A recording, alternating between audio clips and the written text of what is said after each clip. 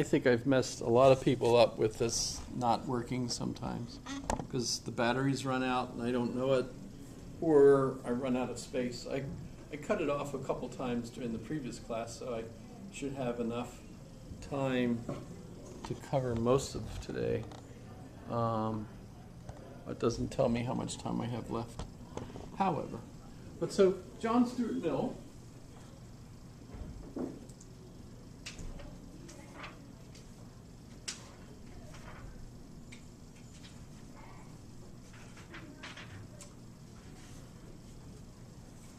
born 1806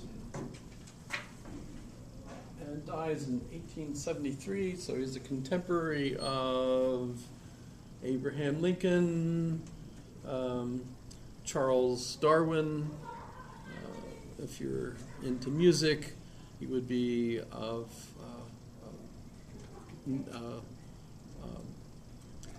Bertoldi. What's Bertoldi's name usually in English? Felix Mendelssohn, right? So Felix Mendelssohn's last name was actually Bartholdi. We usually just say Felix Mendelssohn. So if you're familiar with, it's kind of interesting. Charles Darwin and Abraham Lincoln were born on exactly the same day. And of course, Lincoln died relatively early because he was shot in the back of the head. It's kind of difficult to live after that. I suppose not. Think of Edwin Meese, the member of President Reagan's council that was shot in the head at the assassination attempt of Ronald Reagan, which I remember seeing that, not live, but on TV when that happened. And he lived quite a number of years afterwards, although he was certainly severely handicapped afterwards. Bertoldi, or Felix Mendelssohn, died when he was much younger than either Charles Darwin or Abraham Lincoln, and yet I think he was by far the greater genius. But that's a different kind of geniosity. It's it's the music. If you think of the kind of music he wrote, that was pretty incredible. Darwin's geniusness, I don't know that a whole lot of folks really think of him as so much of a genius as adding incrementally to the movement of the time. So he of course publishes in 1859 the book on the origin of species, which is also the same year that John Stuart Mill publishes on liberty. So the two of them go together, and we could say that, Hegelian philosophy, the becoming, the process. So switching from the model of the clock as the model of the universe to the oak tree. So if you think like Descartes and others, even up to Kant somewhat, that the model of the universe was viewed as like a clock. Everything kept ticking along. God had created this clock. Everything was all perfect and functioning smoothly. Right? But with Hegel and those of his time period, you instead get what Thomas Kuhn would call a paradigm shift, and you end up now with a process of becoming, a dialectical process, that things are evolving. And so Hegel talks about spirit as evolving, so that would be really culture, language, art, history. History is essentially a dialectical process of opposing forces that gradually then create different political change in society. Right? With Charles Darwin, you end up with this paradigm being applied to biology, which is not something that Hegel had ever... Hegel's book that kind of leads this was from 1807. So by the time we get to Charles Darwin, his grandfather actually was familiar with the idea of evolutionary processes, so to speak, because it was part of that growing milieu, that people are kind of absorbing the idea that there's process and that change happens. And we could have moral progress, for example. Hegel argued that the political process would lead to more and more freedom. And he even talked about the United States as being the future of history, where moral freedom would reach even greater heights, etc. Right? By the way, if you're familiar with Francis Fukuyama, who's one of the ones I've mentioned as the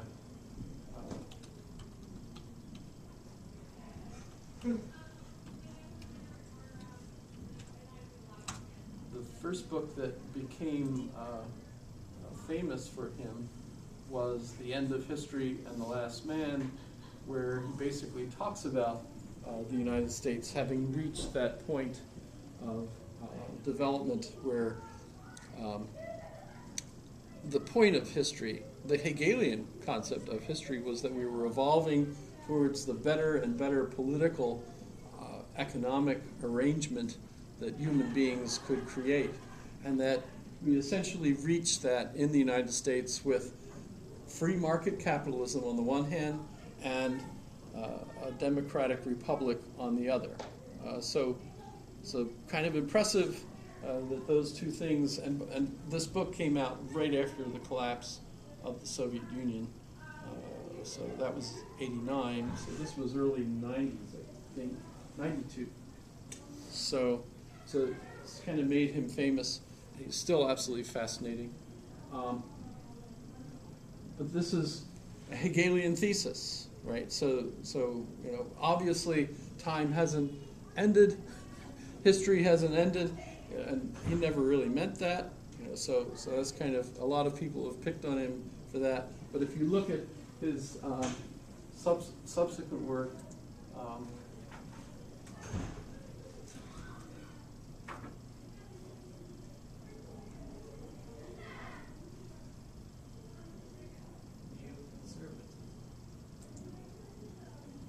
The End of History and the Last Man, Trust, The Great Disruption, that was actually one of my favorite books when that came out.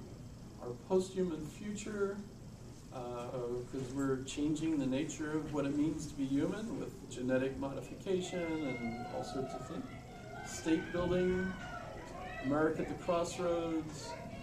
This was about when he left the neocons. He was a member of them up until just before Iraq,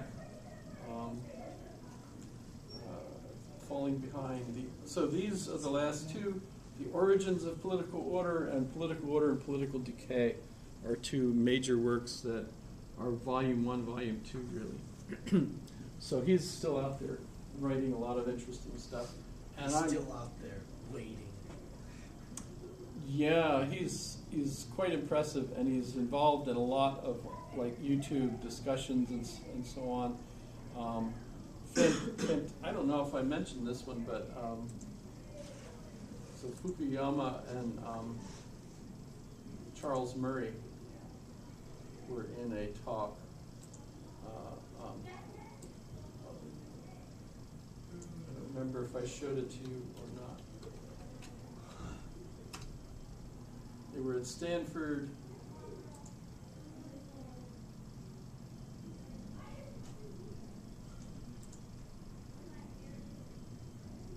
With Niall Ferguson, which is like, whoa, 1, 2, 3, 3 heavy participants in our current conversations. This is odd though, it takes like up until like 20 minutes in almost before they actually start to talk. Well, so this really begins a while ago. The left began to understand inequality not in these broad terms of social classes, like Karl Marx, but in terms of specific groups that were marginalized and victimized: African Americans, women, LGBT community, and so forth. And that is absolutely understandable because these groups were I don't think it's class. left out. But as they began to adopt this framing of the inequality problem, there was one group that tended to get left out of that discussion, and that was the old white working class, Just hear a huge which thump, is like the someone slammed into the wall. that was the topic of Charles's coming apart. I was mean and rotten. 2010. Oh, sorry. 200, yeah, so, That was them.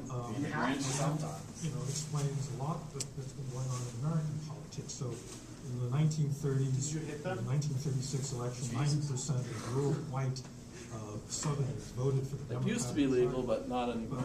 But beginning in the 1980s, Well, Is say that with like a- a man, it's not legal anymore, or is that a Republicans yes, it's not legal and anymore? You used to have them hanging by their thumbs. God, I miss the screaming. identity issues. Okay. So it was things like abortion, quote from Harry guns, Potter. patriotism. Is it? And now, unfortunately, I think That's the just kind of popped identity in there like, politics that That was was a good one. born on the left has now drifted over to the right. So we've got a president. So, I'll just point this out. If you get a chance, you've got a whole week coming up. What are you going to do for that whole week? Perfect time for you to listen to hour-long videos. Racist things Beat myself to overtly. death. He is certainly very attuned to the Because racial Francis divisions Fukuyama, of the country and not at Niall all Ferguson hesitant himself to is exacerbating no them, slouch, and slouch, provoke the kind slouch of, when reaction it comes to of this identity the politics current on the right, conversation. where, you And know, Charles a lot of Murray, white people another now think, favorite. well, I'm a victim also. Who is Francis Why should Fukuyama? these other people get Pardon? Who is he? advantages This over is me? Francis And that is Fukuyama. a simple reason that Hillary Clinton lost the election. Who is Francis Yes. Fukuyama? This is Francis Donald Fukuyama. Trump did, but she lost Pennsylvania, Wisconsin, and So- The one Michigan on the left. because enough white working Oh, class yeah, people. all right. So,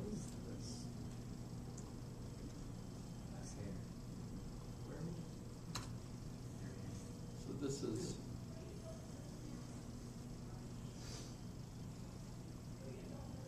Political science, political economics, and There you go. Political science. brilliant, brilliant guy. You read his books and you walk away feeling like you understand. You know. Although, of course, if you're as old as me, you also forget almost immediately. Yeah, I was just reading. It's by Yeah. That guy, yeah, exactly. I've read some of his works too, and her works. Case. By the way, happy International Day of of Women. International Women's Day. Totally screwed that up. Today is International Women's Day. Now, does that mean that it's a national celebration to celebrate international women, or it's an International Women's Day? I feel like it's a national day to celebrate international. Yeah, I haven't heard that like Iran is celebrating. It's gonna I sound- think sure Saudi a Arabia's lot not of the celebrating too hard. celebrations in America are exclusive to America. A lot of these days. You mean all of our international Like holidays? Hot Dog Month of July. Okay. So, talking about videos, though,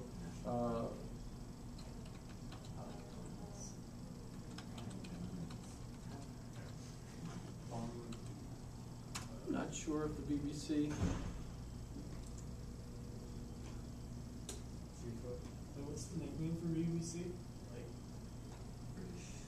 I don't. British I don't know. Broadcasting No, the other Company. name, like someone had like. Stop. Huh? You don't want to know the other.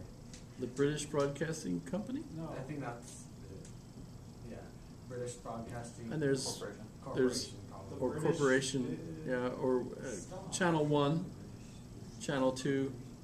They have, you have to actually pay for TV in Britain. That's taxed. Yeah. You're taxed You're taxed on TV. to support it. So it's a You public just don't supported know, Well, because the TV. BBC isn't it kind of like a rich version of PBS or something like that? Like it's a public. Right, right, So, I mean, right, they're right. operating And they on- don't have other channels, as No. far as I know. That's it. So you get 2 channels. The BBC provides like all kinds of different stuff. Yeah, yeah. I mean, Top Gear was on there. But I've had friends who served in the U.S. military over there, rented a house, and were taxed for their TV. And he was like, "But I don't have a TV." And he says, "What? But you still have to pay the." So he was taxed even though he didn't have a TV and didn't want one, but he still had to pay for the channels you know, It's it's pretty just, fast taxation with that representation. yeah. There's that's little good. bills. But so John Stuart Mill is famous as a follower of Jeremy Bentham. I pointed out that Jeremy Bentham invents utilitarianism, which is one of the four ethical systems that we consider to be current interrelated ethical systems. So if I had like a map and I would put the different ethical systems up, didn't I even do this once for a little bit?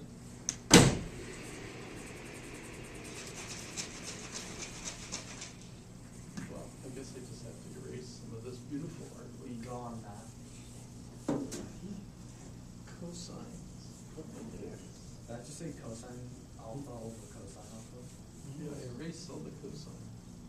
So if we imagine this is kind of a map, and I have different directions. So this is certainty up here.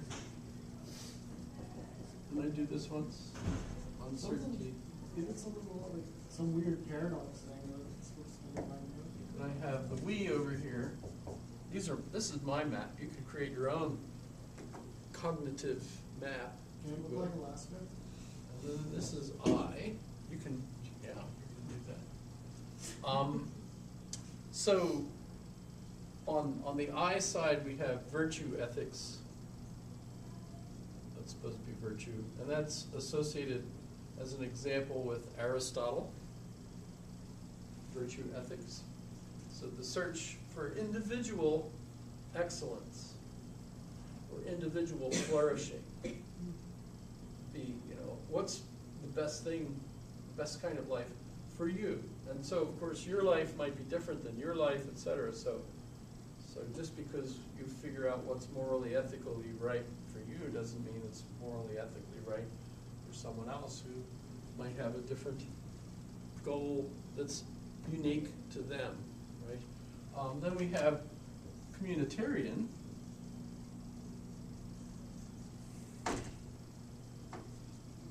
Ethics over here, and a perfect example of that is David Hume, who's concerned with the community. The reason we believe in the ethics we do is because we grow up in a community that teaches us to be passionate about certain things. And you grow up believing those things are the things worth being passionate about. And by the way, you can certainly use reason, but reason is the slave of the passions. So you use rational argument to argue for the things you're passionate about. So if you're engaged in argument with someone who's passionate about different things, you can both use reason, but you're not going to get to the actual crisis or conflict between the two of you because you believe in different axioms or values that you can't resolve with reason. It's a matter of faith, really, in what you believe is most valuable. So that's, and up here we have deontology. So a deontologist believes your duty is the most important thing that you have to do. And Immanuel Kant is a philosophical example of that. It says you should never use another person as a means to an end, but always value that person as having their own intrinsic value, that you have to not use them, take advantage of them or whatever. You have to instead value them for what they are. But deontology covers really most religions in the sense that religions give you your duties. These are the commandments. These are the things you have to do if you're going to be saved. God demands that you do these things, etc., even if it's not necessarily what you want. So when we think of Sam Harris, did I show you Sam Harris's video? I can't remember. I should show you that. Because he's a perfect example of a contemporary utilitarian.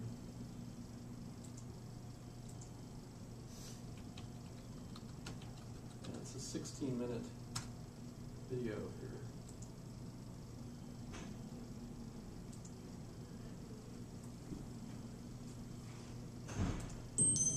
He's all over the place. He does so many talks. Yeah, he's